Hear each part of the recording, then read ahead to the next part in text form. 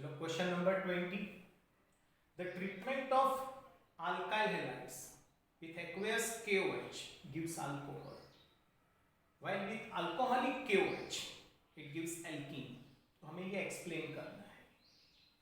ये है हमारा इथाइल क्लोराइड, और इथाइल क्लोराइड का ट्रीटमेंट हमने किसके साथ किया गया है? एक्वेयस NaOH के साथ. तो हमारा जो न्यूक्लियोफाइल है वो कौन बनता है? OH-. पर अगर इथेनॉल है तो इथेनॉल का ट्रीटमेंट किसके साथ किया जाएगा? KOH के साथ. तो H+ कंबाइंड विथ OH-1, और हमें यहां पर कौन सा न्यूक्लियोफाइल मिलता है? Ethoxide ion. तो there is a difference in the size. ये छोटा न्यूक्लियोफाइल है, छोटा न्यूक्लियोफाइल है तो अल्काइल कार्बन पर अटैक करने में बहुत आसानी रहती है. तो बड़ी आसानी से हमें क्या दे सकता है? Substitution reaction. वो जो कार्बन है वो sp3 हाइब्रिडाइज है, टेट्राहेड्रल शेप में है. तो छोटा होने की वजह से वो कार्बन के ऊपर बड़ी आसानी से अटैक कर सकता है. पर comparatively compared to OH-1, ethoxide ion is a very weak molecule. तो ये रहा हमारा इथाइल क्लोराइड. एंड अगर इथाइल क्लोराइड का ट्रीटमेंट इथोक्साइड आयन के साथ होगा तो ये कार्बन पर अटैक करने में परेशानी होती है. तो इंस्टेड ऑफ दैट वो यहां से किसको खींचेगा? H+ को. तो आपका इलेक्ट्रॉन यहां जाएगा, हेलोजन इलेक्ट्रॉन पेयर लेकर निकल जाएगा, और वो क्या प्रीफर करता है? इथीन. क्या प्रीफर करता है? एल्कीन. तो this is only the difference that treatment of alkyl halide with aqueous KOH leads to the formation of alcohol, but alcoholic KOH हमें क्या देता है? एलिमिनेशन. तो उसका जो मेन रीजन है वो उसका न्यूक्लियोफाइल है. यहां पर OH-1 न्यूक्लियोफाइल है, छोटा होने की वजह से वो क्या प्रीफर करता है? सब्स्टिट्यूशन. जबकि अल्कोहलिक KOH के अंदर न्यूक्लियोफाइल कौन बैठता है? Ethoxide ion. बड़ा होने की वजह से वो H+ को एब्स्ट्रैक्ट करके कौन सा रिएक्शन फेवर करता है? एलिमिनेशन रिएक्शन को फेवर करता है. तो it's very easy. Thank you.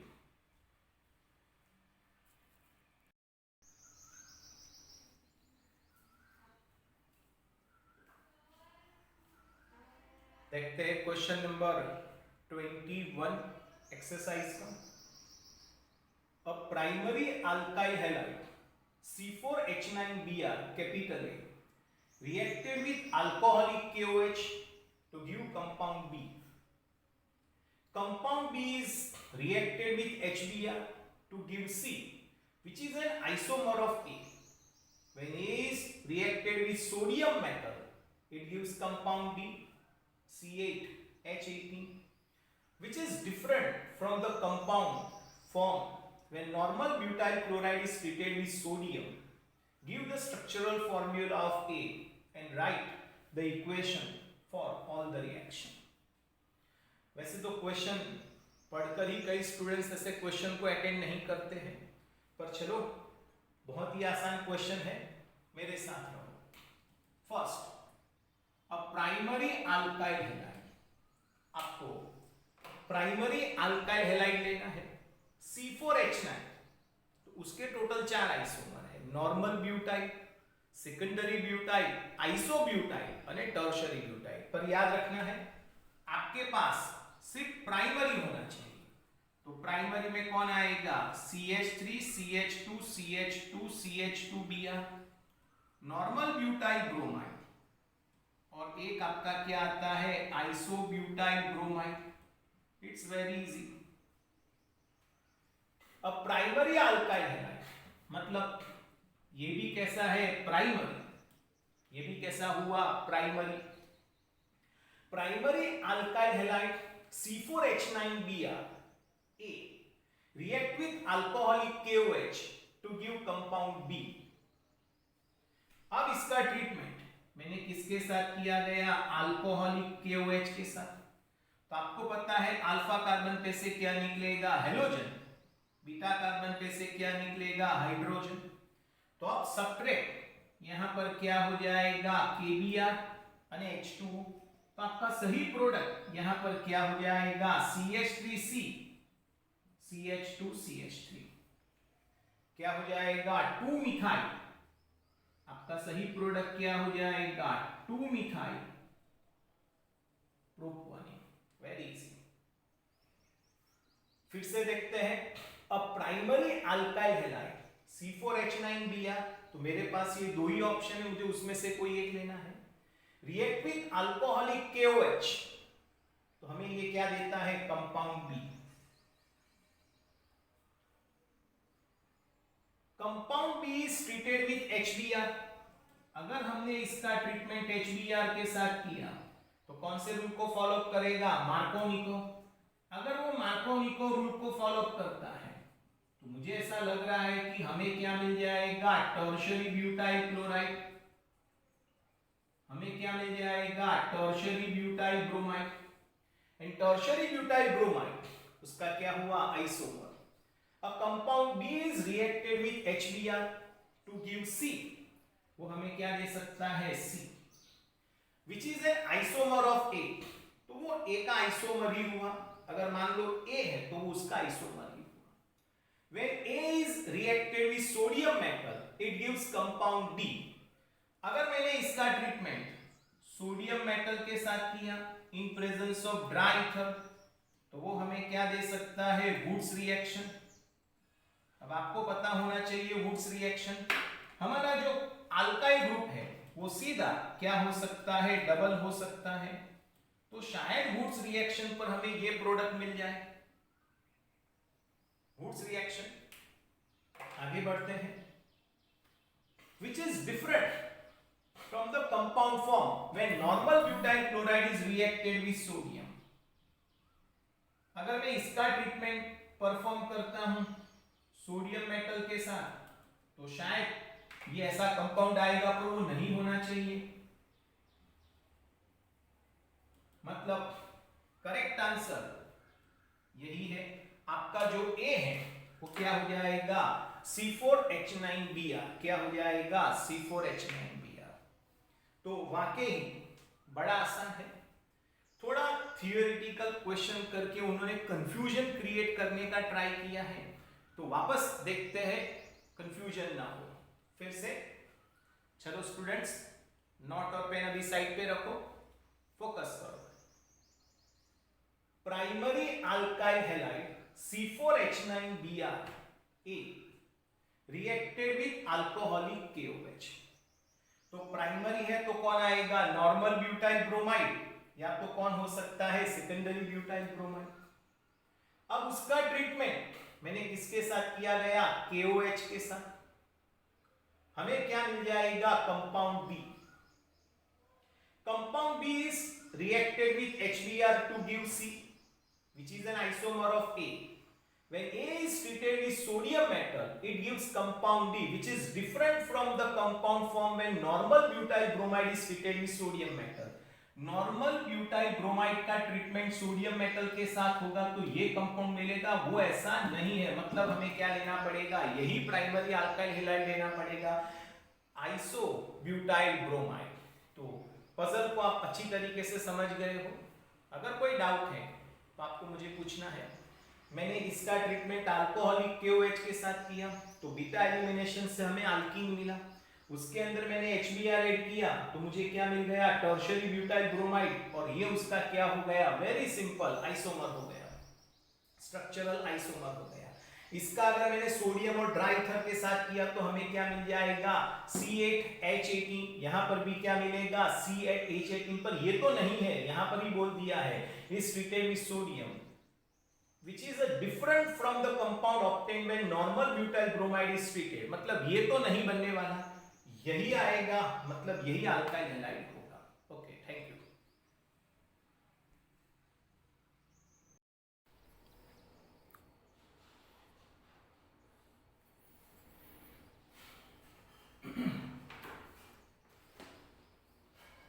चलो क्वेश्चन नंबर 22 को चेक करते हैं। एक्सरसाइज का question number 22। What happens when normal butyl chloride is treated with alcoholic KOH? तो आपको नॉर्मल ब्यूटाइल क्लोराइड का स्ट्रक्चर बनाना पड़ेगा। Make the structure of normal butyl chloride, और उसका ट्रीटमेंट किसके साथ किया जाएगा? KOH के साथ इन प्रेजेंस ऑफ इथेनॉल। अब आपको पता होना चाहिए condition, whenever alcoholic KOH added we get beta elimination, तो halogen is attached to this carbon, तो ये कार्बन जो है वो आपका क्या बनेगा? अल्फा, और उसका नेबर यहां पर आपको क्या मिल जाएगा? बीटा। तो अब अल्फा पे से क्या निकलेगा? K, यहां से क्या निकलेगा? Cl, क्या सबट्रैक्ट हो जाएगा? KCl, यहां से क्या निकलेगा? OH, और यहां से क्या निकलेगा? H, क्या रिमूव हो जाएगा? H2O। So students, correct product here you are getting is but1. Here the correct product you are getting is but1. So it's very easy.